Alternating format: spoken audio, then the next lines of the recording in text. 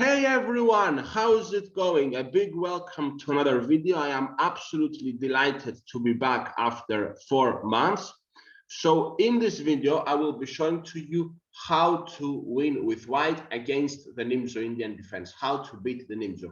And defeating the Nimzo-Indian, or at least having a good strategy against it, is something extremely important for every player that plays 1d4 and allows the Nimzo-Indian, because it has been the choice of many world champions. For example, some more than others, of course, but Fischer played it, Kasparov played it, Karpov played it, Carlsen played it, Anand played it, Kramnik played it. Here I've named the last 6 classical world champions, excluding the ones from the FIDE World Championship when it was disputed. But here, all 6 last world champions, they were famous for playing at least some more than others, the Nimzo-Indian. So having a good strategy against it is extremely, extremely important.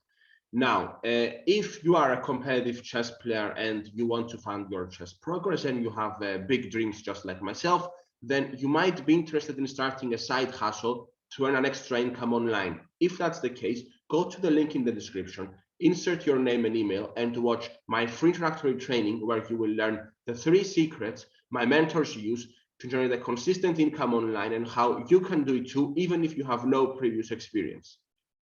So without further ado, I'm going to be sharing my screen and I'm going to be getting right into how to win with white against the Nimzo-Indian with a nasty opening trap.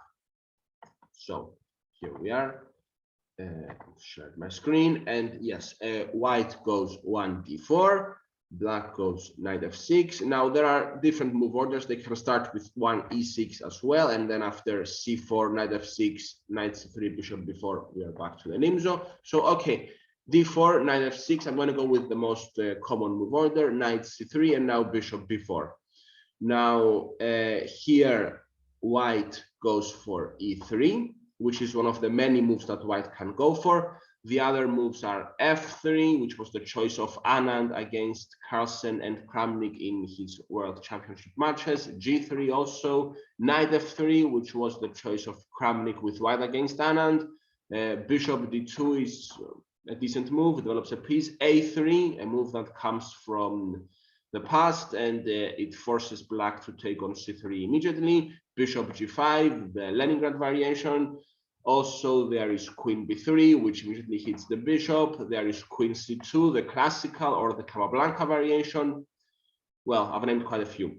So the one I'm going to be focusing on is e3, which is known as the Rubinstein variation. And here, personally, with black, my favorite move is to castle, and that's the most common move. However, some people, they go for an offbeat sideline, which is b6. And after b6, I was reading the other day a book by Lars Schandorf on 1d4 for white, and I was fascinated with his choice here after b6 to go f3. And after f3, what is white threatening to do? To build a big center with the move e4. Now, a common reaction in many positions, not only in the Nimzo-Indian, but also in the Nimzo-Indian, after f3 for black, is to go d5 and challenge the opponent's center. Well, here we can see immediately what's wrong with this move, and it's the move queen a4, which picks up the bishop. Now, why is this the case? Because after the move b6, the knight cannot come to c6, where it would protect the dark square bishop of black. And also, so basically b6 and d5 are not a good combination.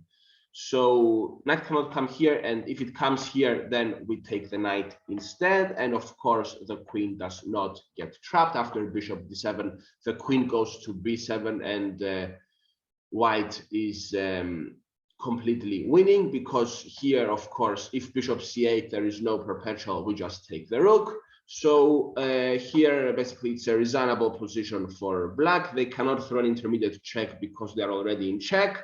So here, white is winning. b6 and d5 do not combine very well sometimes, and here is definitely one of those cases. Also, if you are doing, for example, puzzle rush, and things like that, or puzzle battle, and you want to solve puzzles. This is a very important motif to be aware of. And generally, I believe that if you are better in tactics, you're going to be improving your chess as well, because up to a certain level, at least, chess is 99% tactics. This is a very common tactic. This check on a4, it can arise in so many different openings, and it can be deadly if you are caught unaware. Therefore, for black, I would recommend to go for one of the main lines. For example, my personal favorite is to go castles here, and after this move, white has a few options. For example, bishop d3, which could later on lead to the Karpov system. Knight e2 is very interesting too, and it's the Reshevsky variation, and the plan is to go a3 and either force black's bishop to retreat, or and that's one case, or to grab on c3, where white gets the bishop pair and they don't have doubled pawns.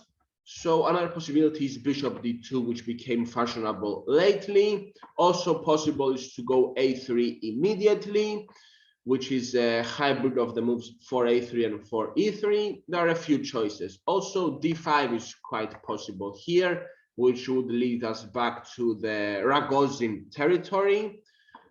Also, c5 is quite possible as well. There are a few options for black. b6 is okay, but you need to know what you're doing after f3, and also what you're doing after, like, the main lines, like knight e2, for example.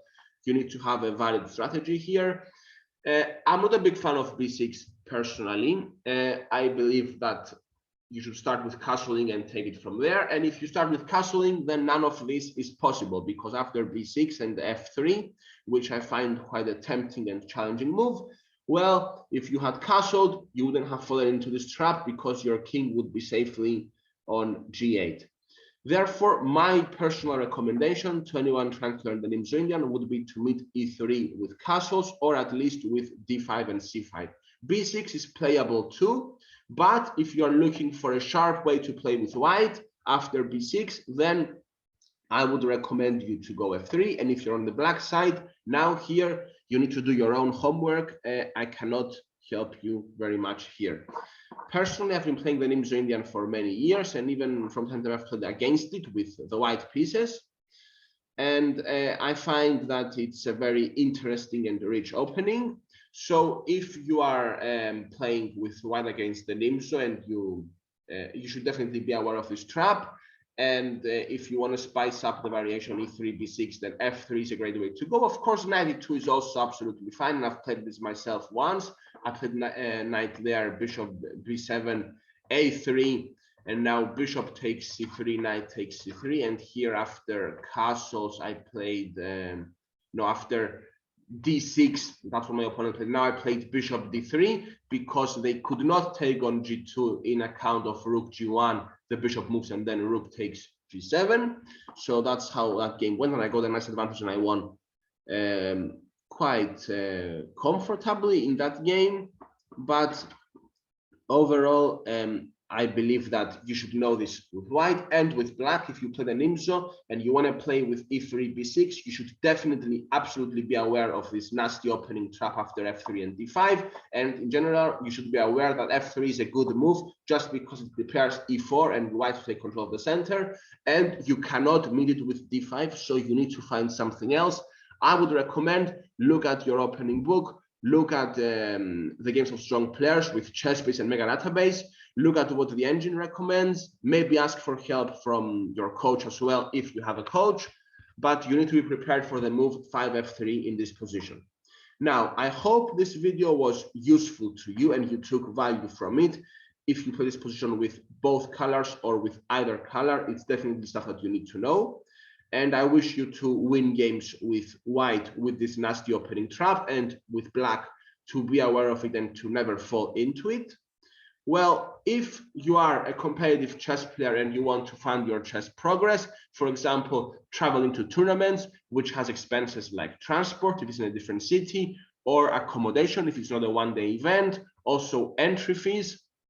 You might also, if you're serious about your chess, you might want to invest into hiring a coach, or into chess books and courses, into premium memberships such as on chess.com, on chess24, on Chess Mood.